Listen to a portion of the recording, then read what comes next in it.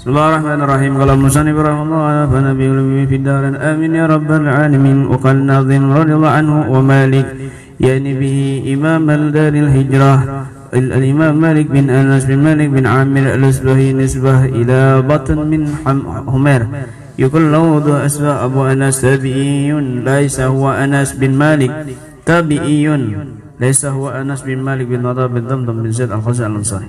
ولد سنة 93 أو 4 أو 5 أو 97 خلافه وحمل به في بطن 3 سنين وتوفي سنة 900 ودفن بالوجه وعليه قبة وكان عند موت بعد ما تشهد لله الأمر من قبل ومن بعد عمره 83 سنة سمع نافع النزوري وعماد بن منكدر وأبو الزبير وعبد الله بن دينار وأبو حازم وخلاق من التابعين. Kemudian yang kedua setelah Imam Abu Hanifah adalah Al-Imam Malik, imam salah satu madhab yang 4. Beliau adalah Imam Malik bin Anas bin Malik bin Amir al-Asbahi. Ayahnya adalah seorang tabi'in. Beliau dilahirkan tahun 93 atau 94 atau 95 atau 97. Beliau hamil di dalam perut ibunya itu selama 3 tahun baru keluar dari perut ibunya. Beliau wafat di tahun 179, dikubur di Baqi dan ada kubah dalam pada kuburannya. Wafat dalam keadaan bertasyahud dan mengucapkan lillahil amru min qablu wa min ba'du. Segala urusan itu kembali kepada Allah sebelum dan setelahnya. Wafatnya yaitu umur 83 tahun.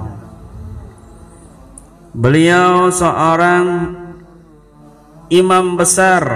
Ulama sepakat atas kebesaran, keagungan, kehormatan, kemuliaan, keimaman beliau sebagai ulama yang menjadi panutan ulama-ulama lainnya, dan beliau adalah imam dalam masalah hadis. Gurunya Imam Syafi'i.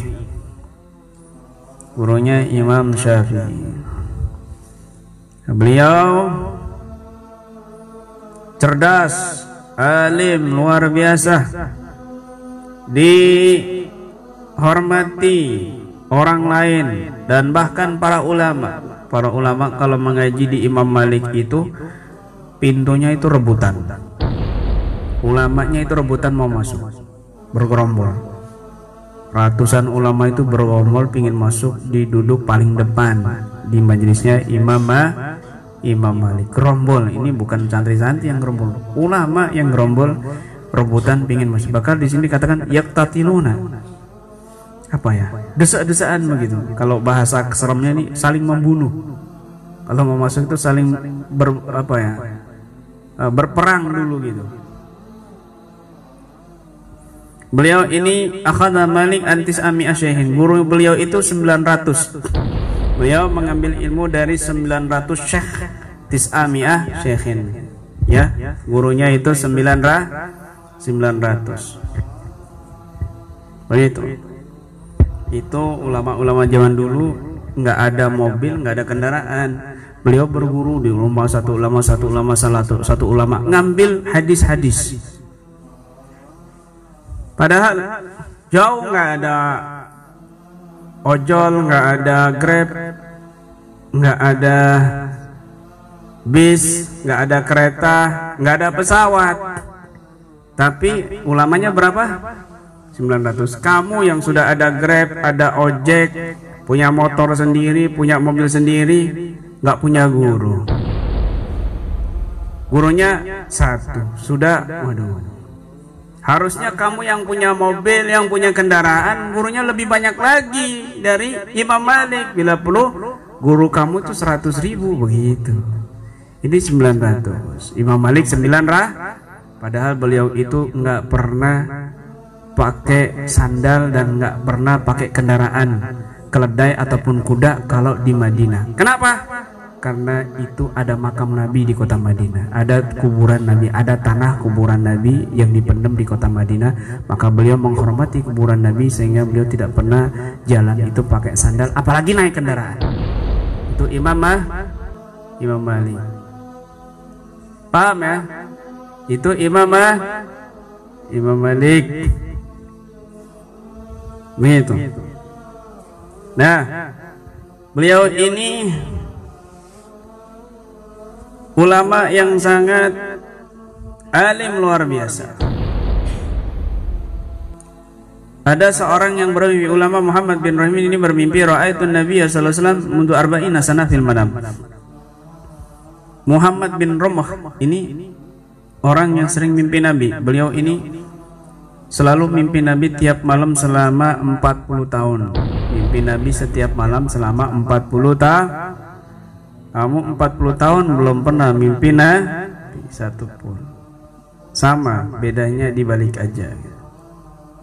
Ra'aitun Nabiy sallallahu alaihi wasallam mundu arba'ina sana fil manam. Aku selalu bermimpi Nabi 40 tahun. Suatu hari aku bermimpi Nabi dan aku berkata, ya Rasulullah, Malik wa Lais yakhtalifan. Imam Malik dan Imam Lais itu berbeda pendapat.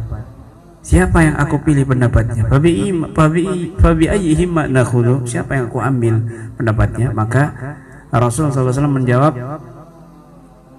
Malik akhadha warisa jaddi Ibrahim al-Khalil. Malik sampai 3 kali. Malik. Kalau bahasa keren, ya Malik lah. Malik. Kenapa? Karena beliau mewarisi kakekku, yaitu Nabi Ibrahim. Sifat kesabarannya, sifat berjuangnya, sifat kewibawaannya. Nabi Ibrahim itu wibawa luar biasa. Beliau juga pernah bermimpi Nabi, ya. Muhammad bin Romah ini juga pernah bermimpi Nabi. Kemudian ada Imam Malik mendekati Nabi. Lalu Nabi melepaskan cincin beliau di kelingkingnya, kemudian meletakkannya di kelingkingnya Imam Malik.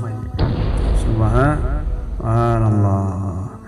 Ada orang juga wara'a rajulun akhar. Ada orang juga pernah bermimpi Nabi Rasulullah SAW malah hijrah Malik miskan mansuran.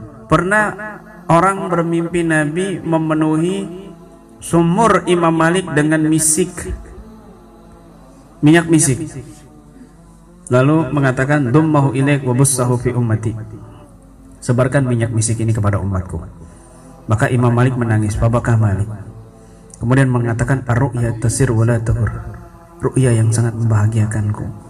Jika benar mimpimu ini, maka ini adalah ilmu yang Allah titipkan kepadaku. Ada orang bertanya kepada saudarinya Imam Malik, maka nasugluhu fil bait. Imam Malik itu kesibukannya apa di rumah? Ditanya. Qalat, maka saudarinya Imam Malik mengatakan al-mushaf wa tilawah. Kesibukannya Imam Malik itu al-mushaf wa tilawah. Maksudnya apa? Selalu membaca Al-Qur'an. Begitu. Kalau ada orang nanya misalnya kesibukannya Eko apa di rumah? WhatsApp, Facebook, HP, tidur, ngising, mangan, mati, gitu. Kesibukannya itu. Kalau orang ditanya apa kesibukannya Sururi, ya game turu, mati, gitu. Begitu. Kalau orang ditanya kesibukannya Ustadz, anjing gimana? Oh ya kan, itu kesibukannya Masya Allah, rajin baca wirid, baca Quran. Ini berarti orang soleh. Kalau orang-orang zaman dulu tuh begitu, nanya kesibukannya apa di rumah? Oh baca Quran, oh sholat. Itu berarti orang soleh. Kesibukannya apa di rumah? Nonton TV, makan, mati. Kan?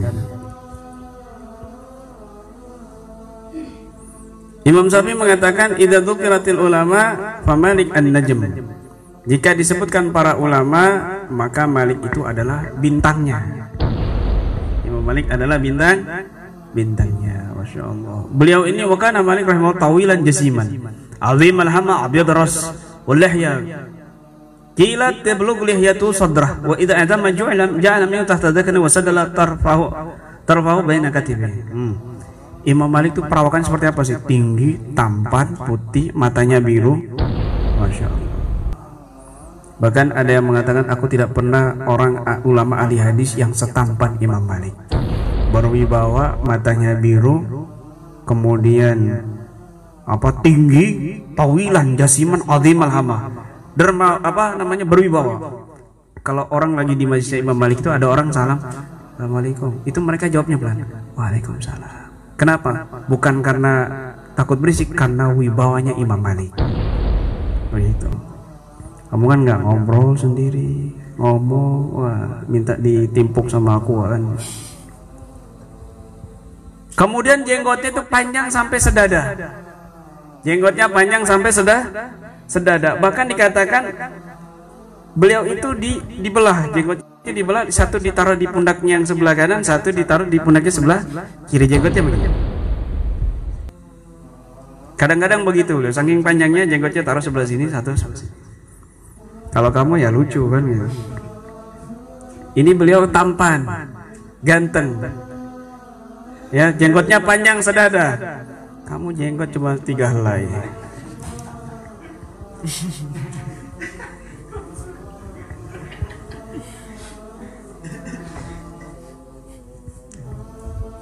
Luar biasa, tampan luar biasa. Imam Malik, Allah. Ya. Beliau mengatakan Malik ini orang yang paling amanat. Masya Allah. Dan beliau orang yang paling takut masalah menjawab ilmu. Beliau kalau ditanya paling sering jawabnya wallahu a'lam ma'araf nggak tahu, wallahu a'lam nggak tahu, wallahu a'lam nggak tahu. Paling sering jawab itu ulama besar ini. Ini gurunya Imam Syafi'i. Ini gurunya Imam Syafi'i. Kalau ditanya masalah ilmu sering jawab beliau wallahu a'lam ma'alimtu. Maka sebagian ulama mengatakan ma'alimtu itu sebagian daripada ilmu. Jawabnya begini, apa hukumnya orang yang begini? Wallahu a'lam. Kehati-hatian beliau gitu.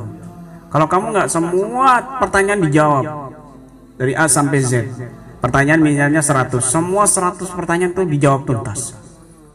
Itu. Sok paham, sok ngerti.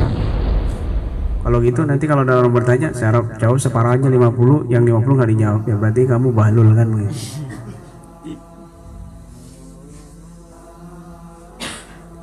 Nah, itu karena ilmu yang sesungguhnya kata beliau itu laisal ilm bikasrati riwayah.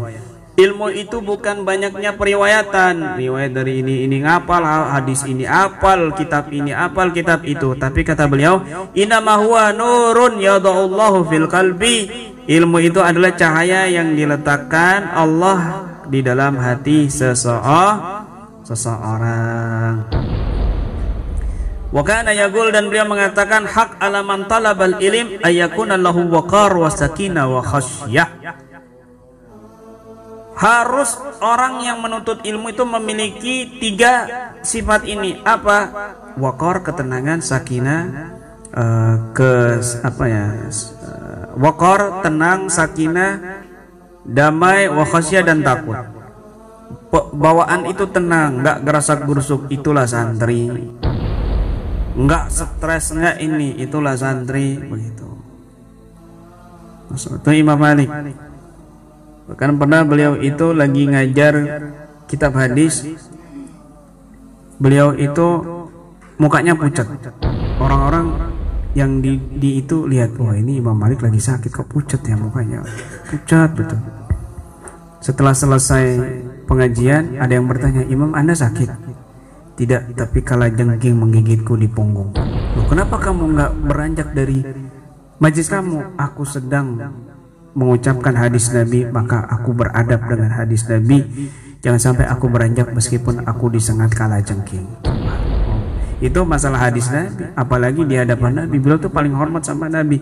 Nginjek tanahnya Nabi di Madinah saja itu nggak mau beliau. Kenapa? Karena ngormatin kuburannya Nabi. Jauh, ratusan kilo jaraknya. Nggak mau pakai sandal. menghormati makamnya Nabi, nggak mau pakai kendaraan. Kenapa? Karena beliau orang yang luar biasa kepada Nabi. Masya Allah, itu ilmu yang tinggi luar biasa. Imam Malik gurunya Imam Syafi'i. Masya Allah.